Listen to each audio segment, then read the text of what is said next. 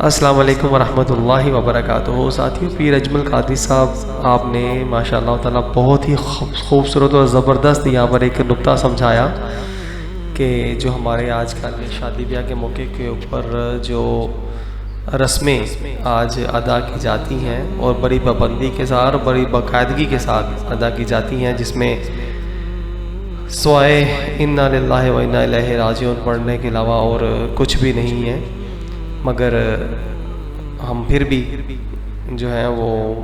آنکھیں بند کر کے یہ سارا جو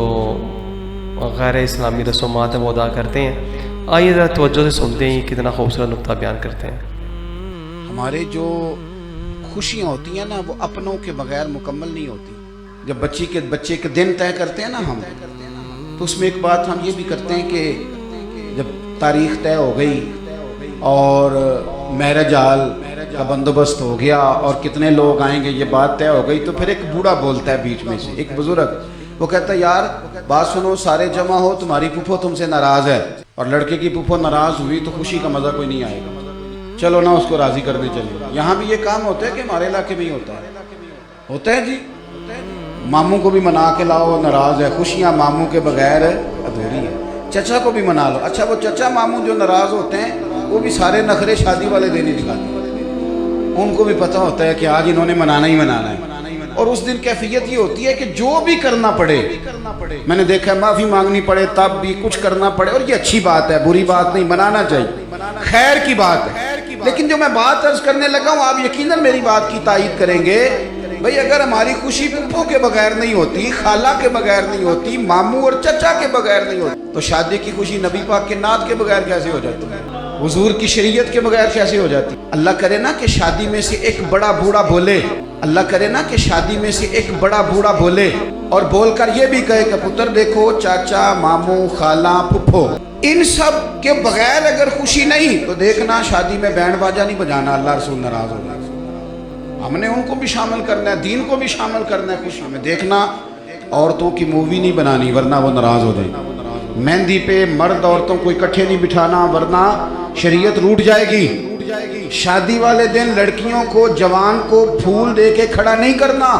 لڑکوں پر پھول پھینکنے کے لیے، باقی جب مہمان آتے ہیں تو لڑکے پھول پھینکتے ہیں نا، تو شادی والے دن لڑکیوں کو کیوں کھڑا کرتے ہو؟ بدنگاہی ہوتی ہے، حالات خراب ہوتے ہیں، شیطان وار کرتا ہے، کیونکہ بچے بھی تیار ہیں، بچیاں بھی، شادی کا موقع ہے، تو اس موقع پر شیطان حملہ ور ہوتا ہے، بدنگاہی ہوتی ہے، برے خیالات معاذ اللہ پیدا ہوتے ہیں۔ تو ہمیں یہ چاہیے کہ ہم وہاں بھی دین کو لائیں، خوشیاں بھی اللہ رسول کے ساتھ کریں گے انشاءاللہ تعالیٰ، اپنی خوشیوں میں بھی دین کو شامل کریں۔ جی ماشاء اللہ تعالیٰ، کتنی باریک اور خوبصورت بات آپ نے فرمائی ہے کہ آج کل ہمارے شادی بیاہ کے موقع پہ ساری ہی غیر اسلامی رسمیں جو ہیں وہ بنا دی گئی ہیں، پھیلا دی گئی ہیں، اور مسلمانوں کے پاس اب وقت ہی اتنا نہیں بچا کہ وہ کوئی بھی عمل کرنے سے پہلے کسی علماء سے رابطہ کر لے، کیونکہ انبیاء کے جتنی بھی وراثت ہے وہ انبیاء کا جو دین حق ہے حدیث مبارکہ کی روشنی میں، وہ تو یہی ہے نا کہ اب وہ علماء ورثۃ الانبیاء کہ وہ علماء کرام جو ہیں وہ انبیاء کے دین کے وارث ہیں، علماء کرام جو ہیں وہ انبیاء کے وارث ہیں۔ تو ان سے پوچھیں کہ حضور یہ میں نے شادی بیاہ کے اوپر ہی یہ معاملات کرنے ہیں، تو یہ خیر والے ہیں یا یہ شر والے ہیں؟ کہیں میں ان امور کو سر انجام دینے سے کہیں اسلام سے تو نہیں نکل جاتا، گناہوں میں تو نہیں ملوث ہو جاتا، یا مجھ پہ کسی طرح سے کوئی پریشانیاں تو نہیں آ جائیں گی، اللہ کی گرفت میں تو نہیں آ جاؤں گا، اللہ تعالیٰ ناراض تو نہیں ہو جائیں گے؟ آقا دو جہاں صلی اللہ علیہ وآلہ وسلم کی جو شریعت پاک ہے، شرع شریف میں اس کا کیا حکم ہے، وہ پوچھنا چاہیے۔ اگر ہم ایسا نہیں کرتے، نہیں پوچھتے، تو مطلب یہ کہ ہم لوگوں نے پھر اسلام کو اسلام سمجھا ہی نہیں، اللہ اور اللہ کے نبی کے احکامات کو ہم لوگوں نے مانا ہی نہیں، ہم لوگ تو اپنے نفس کے پھر پیچھے چل رہے ہیں، ہمیں تو چلنا تھا شریعت کے پیچھے، شریعت پا کے ہم نے دامن کو چھوڑ کے اپنی زندگی کو خود سے ترتیب دے دیا، تو پھر زندگی تو ہماری بیکار ہو گئی، ہم لوگ برباد ہو گئے،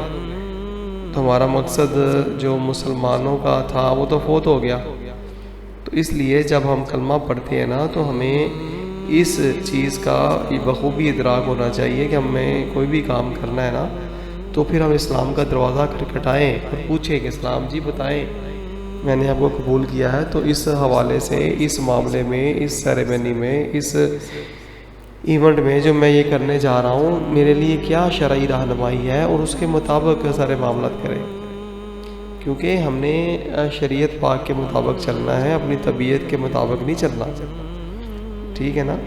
تو یہ بہت غور طلب باتیں ہیں، ہمیں غور کرنی ہے۔ ہمارے پیارے نبی صلی اللہ علیہ وآلہ وسلم دونوں جہانوں کے لیے رحمت ہیں، تو آپ کی تعلیمات جو ہیں وہ بھی رحمت ہیں، اور وہ اپنائیں گے تو ہم لوگ رحمت میں آئیں گے۔ خالی نعروں سے اور دعووں سے ایسا کچھ بھی نہیں ہونا، عمل سے زندگی بنتی ہے، جنت بھی جہنم بھی۔ یہ خاکی اپنی فطرت میں نہ نوری ہے نہ ناری ہے۔ سمجھنے کی کوشش کیجیے گا ساتھیوں۔ السلام علیکم ساتھیوں، سبسکرائب، شیئر اور لائک ضرور کیجیے گا۔ جزاک اللہ خیر۔